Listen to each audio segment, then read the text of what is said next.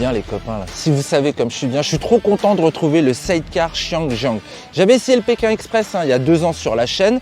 Il évolue avec une finition nettement plus élevé, c'était déjà pas mal, mais ça allait encore mieux. Regardez les jantes tubeless, regardez les finitions moteurs, les petits chromes qui ont été ajoutés ici et là, les petites protections sur le pot d'échappement, c'est hyper bien réalisé. Mais ça change par rapport à mon Pékin d'il y a 2 ans. Essentiellement au niveau de la transmission, on n'a plus une boîte 6 rapports, mais on a une boîte 4 rapports avec une marche arrière. Et ça, c'était indispensable. C'était galère sur l'ancien, fallait viser juste. Là, on va voir justement comment ça se passe à ce niveau-là. Ça risque d'être sympa. Après, pour le reste, ça n'a pas changé. Ça reste une machine de loisir, un side hyper bien équipé. Donc au niveau de la moto, déjà ce qui est enthousiasmant, c'est le petit compteur LCD, tous les petits voyants qu'il y a au-dessus, les commodos qui sont toujours hyper bien faits. À droite, j'ai mon frein de parking, à gauche, j'ai la petite molette là justement pour passer en marche arrière, et sur le commodo, je peux faire évoluer les modes moteurs, comme je peux également mettre les poignées chauffantes qui sont de série. Ça, c'est top.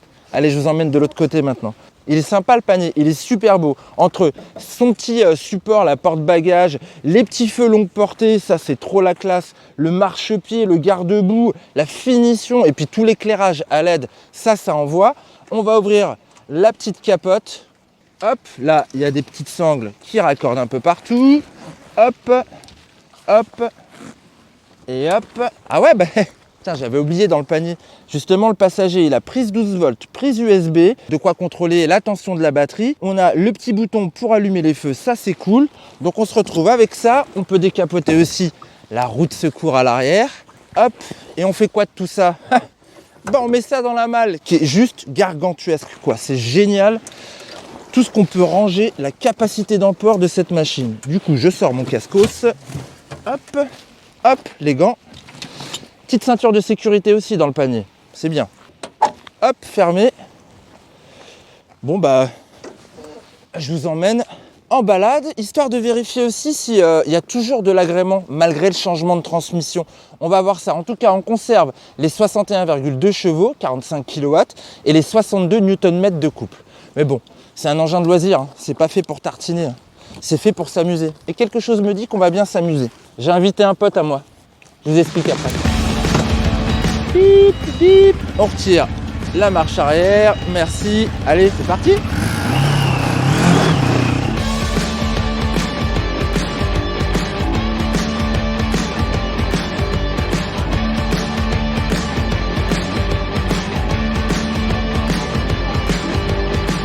Oh mais qu'est-ce que c'est sympa le side. Alors c'est sûr, il y a un mode d'emploi. Quand on accélère, on a tendance à tirer vers la droite. Quand on freine de l'avant, on a tendance à tirer vers la gauche. Donc du coup, on sert plutôt du frein au pied. Frein couplé qui centralise les 3 disques. Le gros disque de 320 à l'avant et les 2 disques de 256 mm sur les roues à l'arrière. Il y a un étrier 3 pistons à l'avant, ce qui montre que c'est quand même un bon couplage. Et j'ai testé, quand on freine sec, comme là, on reste parfaitement en ligne. Et ça, c'est sécurisant. C'est rassurant parce que un side, c'est délicat. On va pas se mentir. C'est à la portée de tout le monde. Il faut juste prendre le temps d'apprendre et d'y aller tranquillou bilou avant de faire monter quelqu'un dans le panier. Pour bien comprendre la dynamique de la machine, on reste très prudent au démarrage, surtout dans les virages qui nous amènent à droite, parce qu'on a quand même peur de soulever le panier, de se retourner. Mais en fait, il suffit de donner un petit coup d'accélérateur pour tourner plus facilement.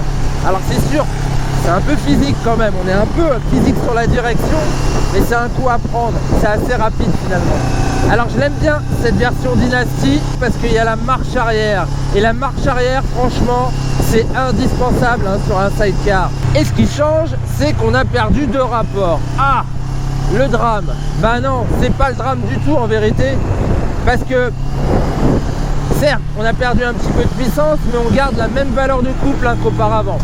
Valeur de couple de 62 Nm qui est assez intéressante. Et du coup avec ces 4 vitesses, on a un étagement de boîte qui est totalement différent. On a des rapports plus longs avec 2 premiers rapports qui tirent quand même court et les 2 supérieurs qui eux tirent plus long. Et moi j'apprécie beaucoup parce que sur le réseau secondaire, on tricote beaucoup moins de la boîte et ça c'est vraiment reposant. On cruise finalement plus facilement et je trouve que c'est totalement dans l'esprit de ce side aux accents vintage.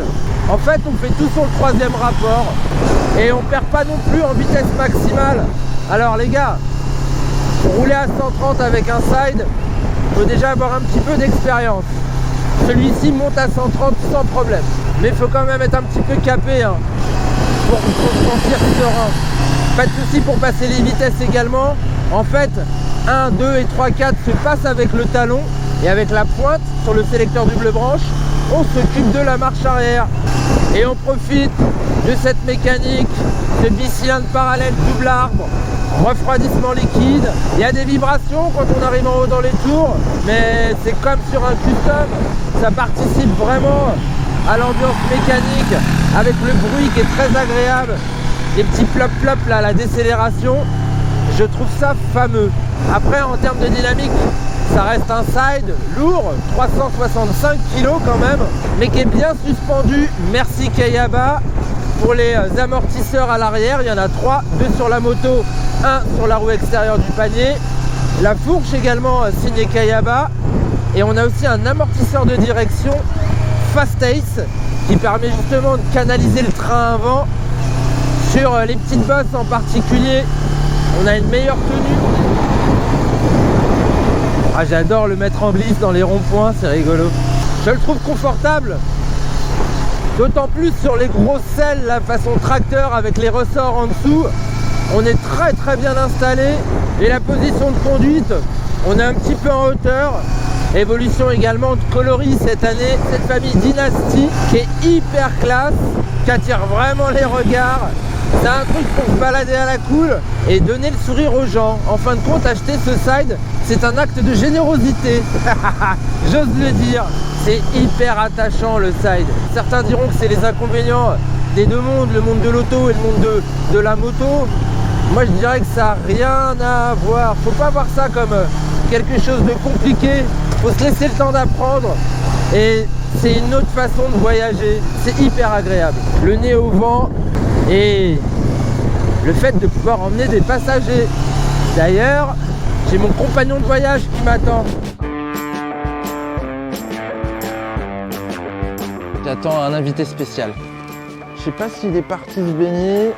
Ah non, le voilà. Ah, t'as mis le temps quand même hein. Bah ouais. Allez, installe-toi. Allez, je remets mon casque. Ah, il est vachement beau ton casque. Il est mieux que le tien.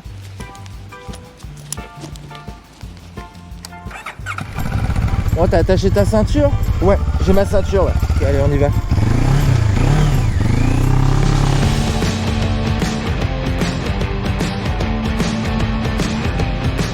Ouais, c'est sympa, hein. C'est génial. On est vraiment au ras du sol.